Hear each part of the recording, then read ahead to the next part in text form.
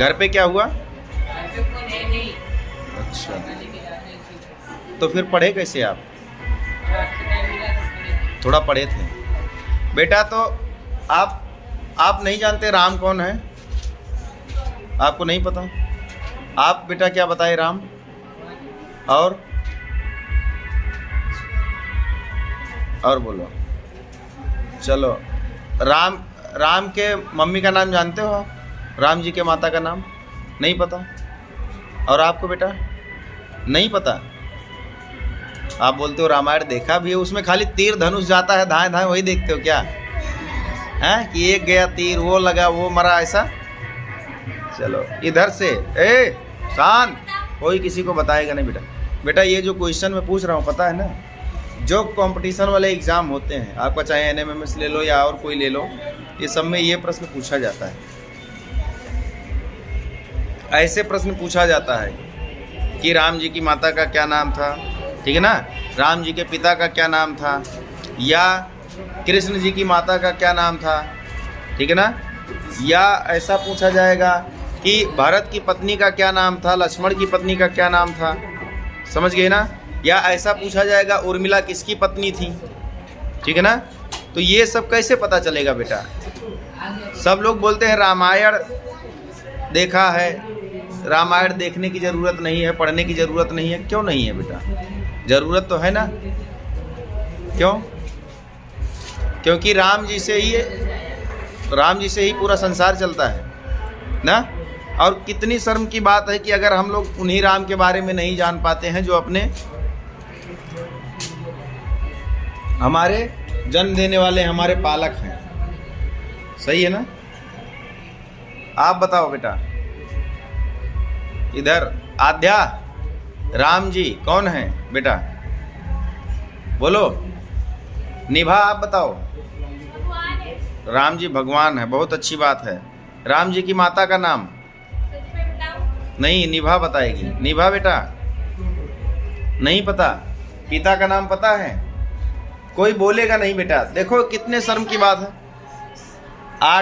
कहने का मतलब बच्चे 8वीं में पहुंच जाते हैं और कुछ पता ही नहीं चल पाता है। आ जाओ। और मैं अगर यहाँ पे राम कथा करता हूँ, वो भी वीक में एक दिन, वो भी 1-2 घंटा, ठीक है ना, और उसमें यही सब बातें बताता हूँ कि थोड़ी कहानी भी आपको जानकारी मिल गई और ये सबका नाम भी पता चल गया आपको। तो कुछ जन के मम्मी पापा कहते हैं कि तो सर जी टाइम पास हो गया। तो टाइम पास हो गया या कुछ खास हो गया? बोलो। टाइम पास हो गया कि कुछ खास हो गया? हाँ, सब खास हो गया। क्यों? क्योंकि आप लोगों को पता ही नहीं है कि क्या है, कैसे सब कुछ हो रहा है। जब भगवान, माता पिता, गुरु, इनका सम्मान करना ही नहीं पता पाओगे आप लोग, तो फिर आप लोग पढ़ोगे क्या? आगे क्या बढ़ोगे? तुम बताने वाले थे बेटा अविनाश, आ जाओ। राम जी के पापा का नाम? इधर आओ। हाँ, और माता का नाम? हाँ, तुम पहले कथा सुना था? हाँ, कितनी बार सुना? तो एकदम माइंड में फीड हो गया ना। देखो बेटा, आरती तुमको पता है ये सब? राम जी के पिता का नाम पता है? पापा, हाँ। राम प्रभु के पापा का नाम पता है? माता का नाम बताओ बेटा। और आपकी मम्मी कह रही थी कि सर जी जब से इसको आप अपने ट्यूशन में रामायण और भागवत कराने लगे तब से उसकी बुद्धि खराब हो गई है। रामायण और भागवत सुनने से बुद्धि खराब होती है कि बुद्धि बढ़ती है? बुद्धि बढ़ती है। तो ऐसी जब सोच रखोगे तो कहाँ से कुछ होने वाला है बेटा। रामायण, महाभारत, वेद, पुराण, मतलब जो भी शास्त्र का ज्ञान है बेटा, ठीक है ना, शास्त्रों से जो भी ज्ञान अर्जित आप करोगे ना, आपको हर एग्जाम में 15 से 20 नंबर दिलाएगा। हर एक एग्जाम में, हर एक बड़े बड़े एग्जाम में, ठीक है ना। कोई भी एग्ज़ाम आप देने जाओगे, जैसे बीएड वगैरह में एंट्रेंस का एग्ज़ाम होता है, ठीक है ना, तो अपने कुछ भी टेट, सीटेट या कोई भी एग्ज़ाम अपने देने जाते हैं, तो नॉर्मली वहाँ पे अपने को अगर आप वेद, पुराण और रामचरितमानस ठीक है ना। भगवत गीता, रामायण, तमाम अगर चीज़ों से आप कुछ ना कुछ जानकारी रखते हो तो आपको 15-20 नंबर तो हर हाल में मिलना ही मिलना है, ठीक है ना। बीएड का एग्ज़ाम जब हम लोग दे रहे थे, एंट्रेंस एग्ज़ाम, तो उसमें आया हुआ था कि भरत की पत्नी का नाम क्या था। काफ़ी सारे बच्चों का गलत था। मैं बाहर जब निकला, तुम बताओगी संजना? बोलो बोलो। इसने उर्मिला बता दिया, आप बताओ। और कोई बताएगा भरत जी की पत्नी का नाम? बोलो। हैं? घर पे जाके पूछना। हाँ, मांडवी। हाँ, ऐसे ही हुआ था कि वहाँ पे हम लोग, जब मैं बाहर निकला तो कोई कुछ बोले, कोई तो मंदोदरी भी बोल दे रहा था, ठीक है ना। क्योंकि ऑप्शन में था, ऑप्शन में मंदोदरी था, सीता था, मांडवी था और उर्मिला था। ये 4 ऑप्शन में था। अब जिसकी जो मन पड़े वो लगा देवे। सीता तो कोई नहीं लगाया था, क्योंकि इतना तो सबको पता था कि सीता जो है, रुक जाओ, सीता, उनके पति का क्या नाम था? राम। हाँ, इतना पता है, चलो अच्छा है। हाँ, राम जी की पत्नी का क्या नाम था? हाँ, चलो ठीक है। यानी कि क्वेश्चन कैसे भी घुमाया जाए, आपको टेंशन नहीं होना चाहिए और जवाब सही ही देना चाहिए हमेशा, ठीक है ना। तो ये सब बेटा, आप लोग गाना भी आप गाते हो। कौशल्या, हाँ, कौशल्या दशरथ के नंदन। तो कौशल्या और दशरथ के नंदन अर्थात पुत्र कौन? राम। तो गाना इसके लिए मैंने बोला कि गाना अगर सीखो तो कौन सा सीखो? भगवान का। तो उससे बहुत कुछ आपको बेटा समझ में आएगा, क्योंकि गाना में एक से एक जो है पर्यायवाची, समानार्थी शब्द या तमाम पिता का नाम, पति का नाम, पत्नी का नाम इसमें आता ही रहता है, जुड़ता ही रहता है। समझ गए ना। तो गाना कभी भी सुनो, दोनों जिंदगी में कुछ अगर करना है, कुछ बनना है, तो ऐसा करना पड़ेगा बेटा, ठीक है ना। और हाँ, तेल चमेली चंदन साबुन, तेल चमेली चंदन साबुन, आप भी लोग बोलते रहो बेटा। चाहे लगा लो सेंट, जगत में कोई न परमानेंट। पहले सारे बच्चे शांत रहो। ये दोनों भाई, पहले इनके मुख से आवाज़ निकले राधे राधे की। राधे राधे बोलो बेटा, तेज और तेज। राधे राधे। आप भी बोलो बेटा, दोनों जन साथ बोलो, दोनों जन साथ बोलो, साथ में बोलो, दोनों जन साथ साथ। आप भी बोलो बेटा साथ। राधे राधे। कौन बोल के दिखाएगा राधे राधे? हाँ, राधे। शुभम बोलेगा। हाँ, शुभम बोलो। राधे राधे। जय श्री राम। जय श्री राम। देखो, अब आप बोलो बेटा, आप बोलो। जय श्री राम। जय श्री राम। राधे राधे। राधे राधे। राधे राधे। राधे राधे। जय श्री राम। जय श्री राम। देखो, जब आवाज़ खुलेगी तो मज़ा आएगा। सबसे पहले तो आपके अंदर का शर्म और डर दोनों ख़त्म होना चाहिए। इंसान 2 ही वजह से उसके गले से आवाज़ बाहर नहीं आती है। दोनों वजह क्या क्या है? या तो घबरा रहा है या तो शर्मा रहा है। 2 ही कारण हो सकता है, तीसरा कोई कारण नहीं है। आप शुरू करो। तेल चमेली चंदन साबुन, तेल चमेली चंदन साबुन, लगा लो सेंट, जगत में कोई न परमानेंट, जगत में कोई न परमानेंट। आगे देखो। दुनिया में जगत में कोई न परमानेंट, जगत में कोई न परमानेंट। आगे। अंत समय में उड़ जाएंगे, अंत समय में उड़ जाएंगे, तेरे लंगूटे जगत में कोई न परमानेंट, जगत में कोई न परमानेंट। हरिद्वार चाहे मथुरा काशी,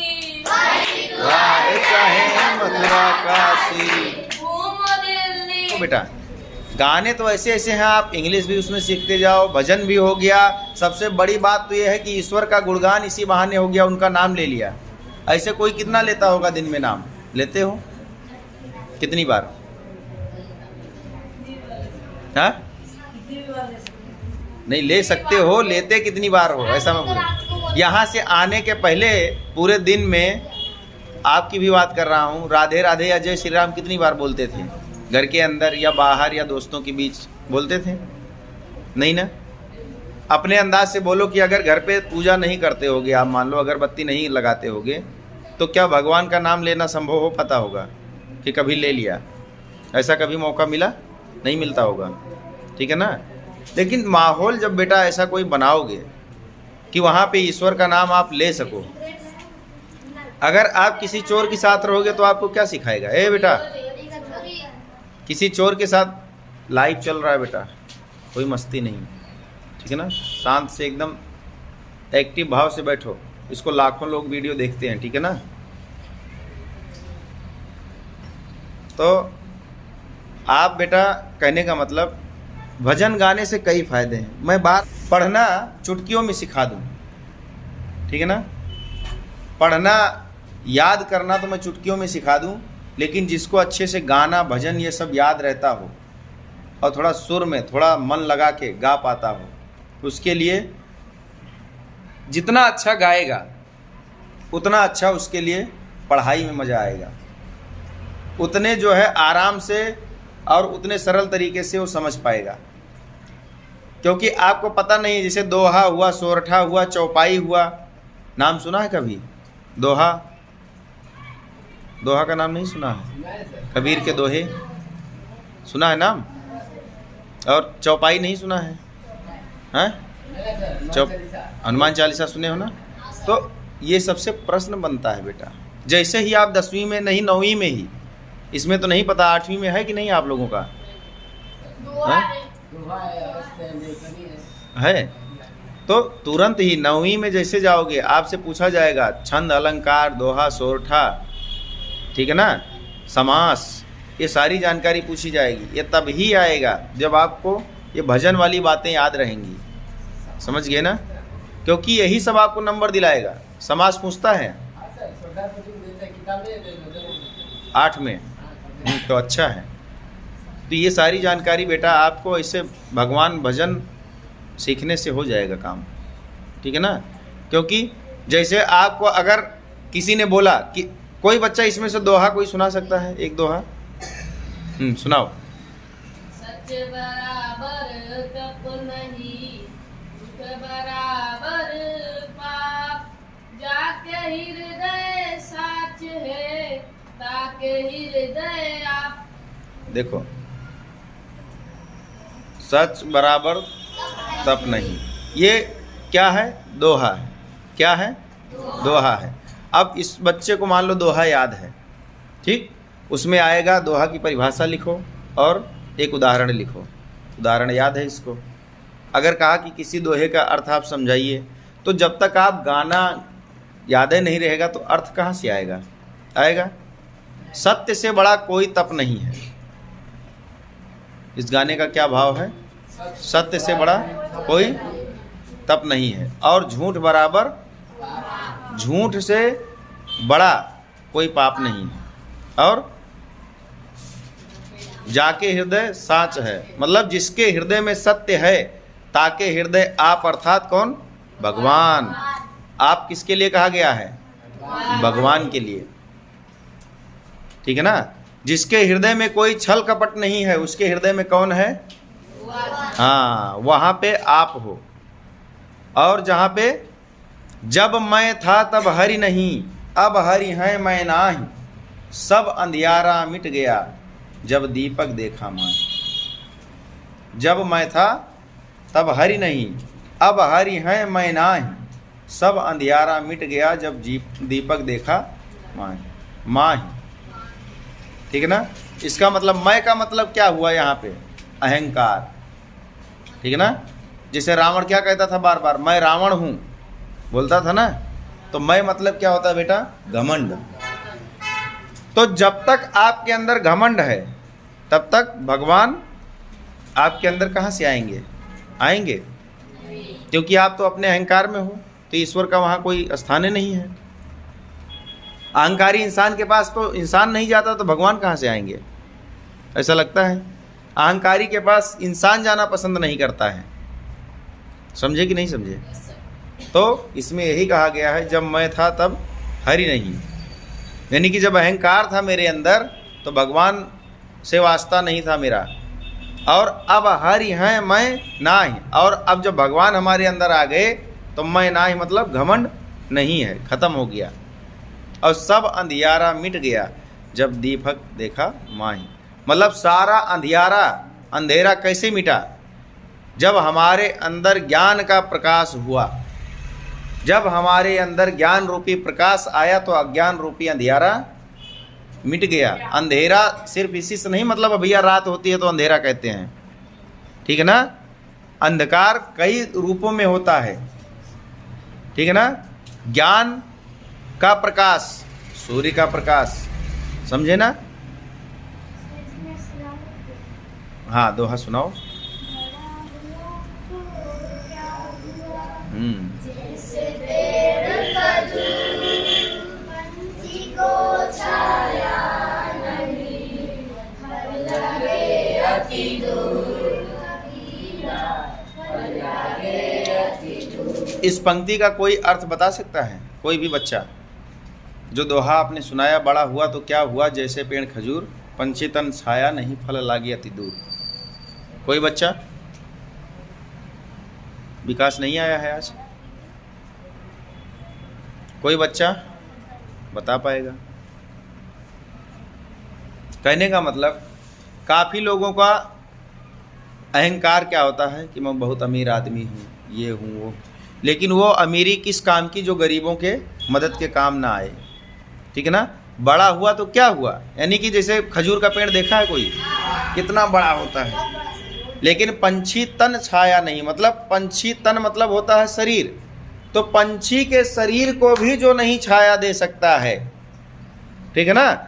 और फल इतना दूर रहता है कि कोई भी भूखा इंसान नॉर्मल रूप से चाहे कि लाओ भैया खा लूं, तो चढ़ के खा पाएगा? नहीं। तो ऐसे बड़ा होने का मतलब क्या हुआ, ठीक है ना। कोई मतलब हुआ ऐसे बड़े पेड़ का? ऐसा बड़ा होकर भी क्या हुआ, ठीक है ना।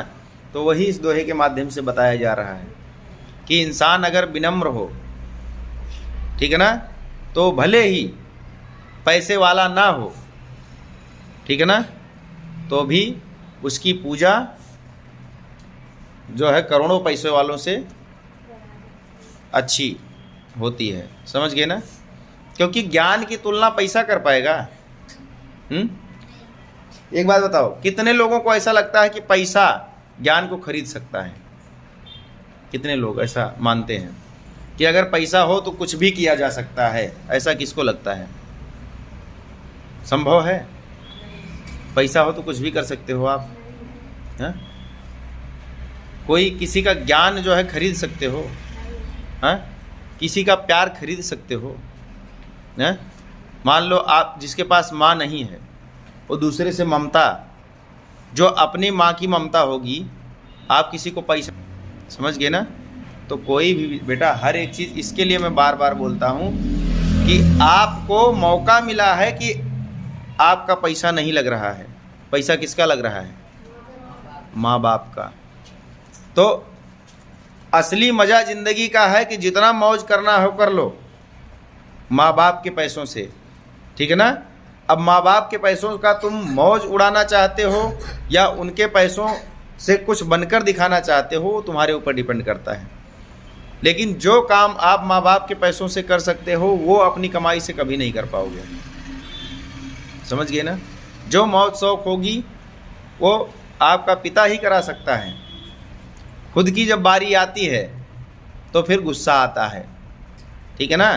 क्योंकि अपने से अगर छोटा कोई मांगेगा, दे पैसे भाई, ख़त्म हो गया, चॉकलेट लाना या कपड़े लाना या ये जिम्मेदारी का जैसे ही बोझ आता है तो गुस्सा होना इंसान चालू हो जाता है। समझ गए ना? इसके लिए बेटा बार बार कहता हूँ कि माँ बाप का पैसा बर्बाद मत करो। मौका मिला है आपको, लोग कोई टेंशन नहीं देते कि भाई जाओ कमा के लाओ, ये है तब घर में खाना बनेगा। ऐसा कभी बोलते हैं मम्मी पापा? बोलते हैं? किसके मम्मी पापा बोलते हैं? लगता है बोलते हैं किसी के? नहीं ना। तो आपका फर्ज क्या है कि अगर वो आपके पीछे, उनका ऋण तो आप कभी भी नहीं चुका सकते हो, ठीक है ना, लेकिन वो आपके पीछे पैसा भी खर्चा कर रहे हैं, ठीक है ना, तो उनको एक खुशी हो रही है कि मैं अपने लड़के को पढ़ा रहा हूँ, मेरा लड़का बड़ा होकर कुछ बन जाएगा, मेरे लड़के का भविष्य अच्छा हो जाएगा। समझ गए ना। लेकिन बच्चे क्या करते हैं, घर से तो निकले पढ़ने के बहाने, और कोई कोई तो स्कूले नहीं गया, रहिए में बैठ गया, वहीं से कहीं खेलने निकल गया, शाम को फिर टाइम से घर पहुंच गया। ऐसा भी कुछ बच्चे करते हैं कि नहीं करते हैं? किसी का सुना है कभी किन्हीं बच्चों का? हाँ, मेरे गांव में एक भैया थे, ठीक है ना। बहुत सारे ऐसे केस मिलेंगे आपको। ये अपना कोमल का भाई जो है, क्या नाम है उसका, दुर्गेश, ये भी उसकी मम्मी बोलती थी कि सर जी ये स्कूल या ट्यूशन कहीं जाना पड़ता था इसको, तो राही में कहीं बैठ जाए और फिर घर पे टाइम हो तो आ जाए। तो ऐसे बच्चे होते हैं बेटा, कुछ नहीं हो सकता ऐसे बच्चों का। इसके लिए सब लोग प्रतिज्ञा करो कि हम लोग जो है सही ढंग से पढ़ेंगे और अपना सपना और अपने माँ बाप का सपना पूरा करके दिखाएंगे। बोलो, सब लोग प्रतिज्ञा करो। बोलो, हम सभी मन लगाकर पढ़ेंगे, हम सभी मन लगाकर पढ़ेंगे, माता पिता और गुरु की हर बात मानेंगे, माता पिता और गुरु की हर बात मानेंगे, हम अपने माता पिता का और अपना सपना अवश्य पूरा करेंगे। हम अपने माता पिता और अपना सपना इसके लिए चाहे दिन रात क्यों ना पढ़ना पड़े, इसके लिए चाहे दिन रात क्यों न पढ़ना पड़े, पढ़ेंगे पढ़ेंगे और हर मुश्किल का सामना करेंगे। और हर मुश्किल का सामना करेंगे। कभी भी जाने या अनजाने भी हम अपने माता पिता और गुरु को धोखा नहीं देंगे। कभी भी जाना जाना है, हम अपने माता पिता और गुरु को धोखा नहीं देंगे। राधे राधे, राधे राधे, जय श्री राम। जय श्री राम। ठीक है ना।